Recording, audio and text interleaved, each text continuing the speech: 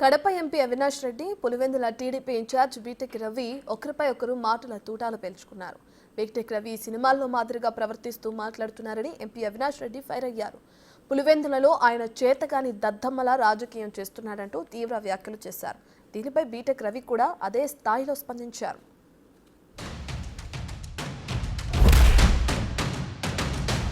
అసలు ఏం పని మండల ఆఫీసుల్లో 2 రోజుల పాటు విఆర్ఓలు అందరినీ మండల ఆఫీసులో పెట్టుకోవాల్సిన అవసరం ఏముంది అని చెప్పి మిమ్మల్ని అడుగుతా ఉన్నా.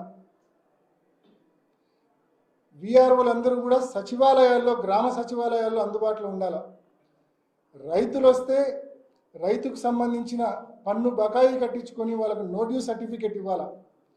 అలా ఏ ఒక్క విఆర్ఓను కూడా అందుబాటులో పెట్టకుండా అందరినీ మండల కేంద్రంలోకి తీసుకొని పోయి మండల ఆఫీసులో జైల్లో ఖైదీలను బంధించినట్టు విఆర్ఓలను బంధించి బయట పోలీసులను అడ్డు పెట్టుకొని ఏ ఒక్క వైఎస్ఆర్ కాంగ్రెస్ పార్టీ నాయకుడు, ఏ ఒక్క రైతు లోపలికి వెళ్లకుండా అడ్డుకొని మీరు చేస్తూ ఉంది.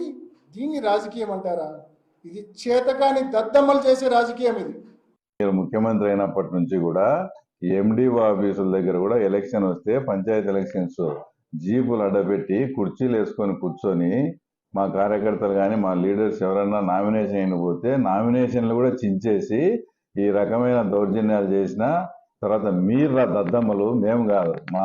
మా కార్యకర్తలు కానీ ఈరోజు మా కార్యకర్తలు కానీ మా నాయకులు కానీ మొత్తం అంతా కూడా హీరోలు. ఏ ఒక్కరు కూడా వైసీపీకి చెందినోడు ఎంఆర్ఓ ఆఫీస్ కాడికి పోయి మేము ట్యాక్స్ కట్టుకోవాలని కానీ, మేము నామినేషన్ వేయాలని కానీ ఒక్కడు ఎవడని వచ్చినాడా? మీరు దద్దమ్మలు, మేము కాదు. గతంలో ఎవరిని రానికుండా చేసిన దానికి అప్పుడు మీరు దద్దమ్మలే. ఈరోజు ఎస్ మేము మీరు చెప్పిన దాంట్లో ఇది తప్ప ఒప్పని కాదు, ఎస్ మేము చేసినాం.